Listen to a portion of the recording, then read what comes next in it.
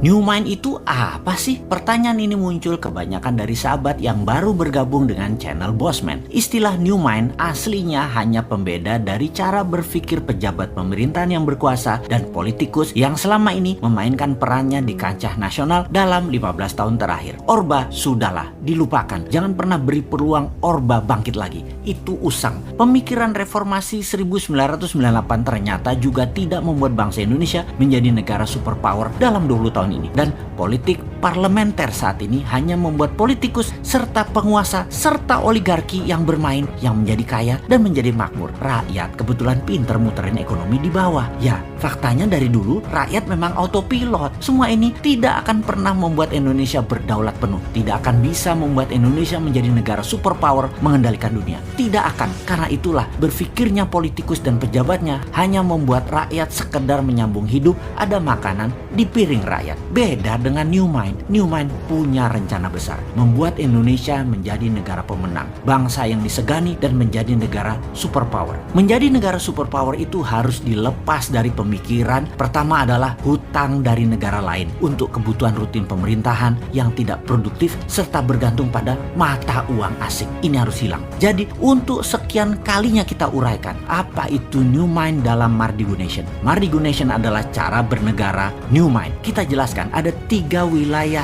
cara ekonomi bernegara. Kita belah 4 cara melihatnya. Kiri adalah sosialis, kanan adalah kapitalis, atas dan bawah sekarang. Atas ada elitis, bawah akar rumput.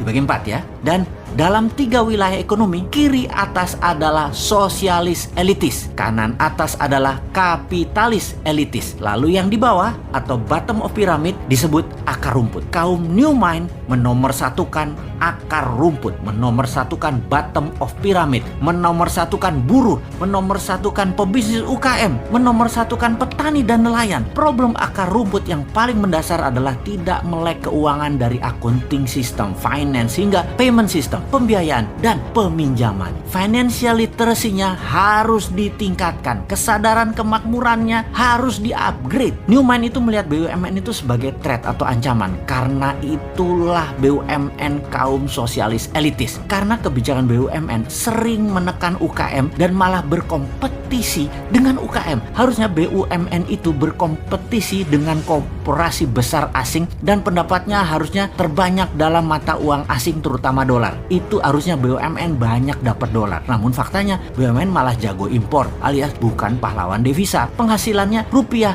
dan memakan pasar UKM. Namun secara politik BUMN bisa dijadikan para penguasa sebagai cash mesin dalam tanda petik oleh penguasa dan alat tekan oposisi. Pemiskinan orang atau pengayaan kelompok tertentu bisa diatur demikian. Jadi ketika New Mind mendapatkan kepercayaan rakyat, BUMN dari 800 tinggal 20 kali. Yang kedua, terlihat New Mind itu anti oligarki atau kapitalis elitis kanan atas. Benar, saat ini sejak Orde Baru hingga sekarang oligarki berkuasa penuh. Bahkan pembiayaan seperti bank, uangnya terbanyak ke mereka. Untuk kaum kapitalis elitis, untuk para oligarki, dananya diambil dari akar rumput. Uangnya buat elitis, buat kanan atas, juga buat kiri atas. Sementara akar rumput kalau meminjam bunganya besar, harus ada jaminan. Jaminannya bisa 2 kali lipat dari nilai pinjaman. Lalu lama lagi keluarnya. Sistem old mind selama 7 presiden tidak membuat Indonesia menjadi negara superpower. Mana hasilnya? Bahkan minta 3 kali kesempatan berkuasa lagi. Mana hasilnya? Lalu yang herannya oposisi tidak juga jenius solusi ke depannya. Jadi baik incumbent, partai dan kelompok pendukung incumbent dan oposisi tidak akan menghasilkan Indonesia sebagai negara berdaulat. Kalau kayak gini melihatnya, semua mendem. Old mind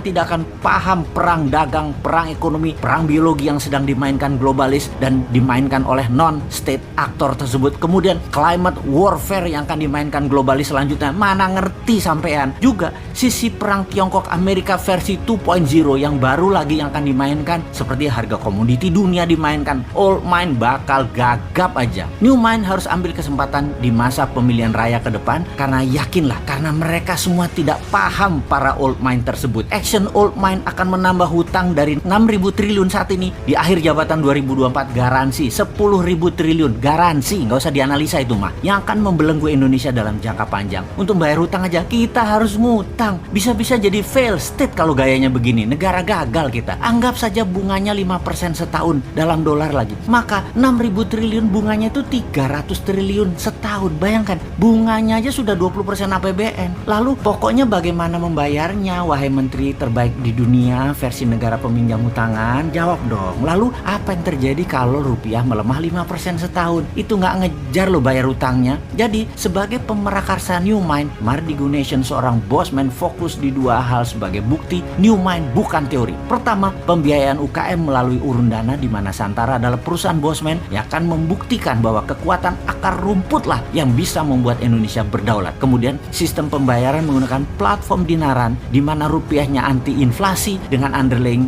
emas, dan emasnya bisa diberikan atau dipindahkan sesama akun dinaran. Ini sistem pembayaran yang menarik, ini alat tukar yang menarik. Semua ini adalah bagian dari kontribusi New Mind terhadap sistem ekonomi agar membuat Indonesia berdaulat. Bayangkan, ketika New Mind berkuasa, sistem dinaran akan diambil alih oleh pemerintah, masuk ke dalam sistem 100% diambil pemerintah dan milik pemerintah. Lalu rupiah dicetak 6.000 triliun dengan jaminan emas yang masih di gunung yang akan diproduksi dalam 10 tahun ke depan. Gunung-gunung milik negara, milik rakyat. Asetnya dibuat bahan baku dari tabungan metal, penjamin terbitnya uang cetakan tadi. Kedaulatan Indonesia akan menjadi meningkat 2 kali lipat hanya dalam 1 tahun. Jadi Dinaran dan Santara adalah contoh atau etalase dari konsep New Mind untuk menjalankan ekonomi bernegaranya. Semoga diterima masyarakat dan para sahabat semua kaum akar rumput. Anda menerima dua sistem ini. Kita segera batasi elitis. Kita utamakan ekonomi akar rumput. Jangan dibalik, akar rumput dibatasi, elitis dibebaskan. Gimana sih kalian ini bernegaranya? Tempe bener sih.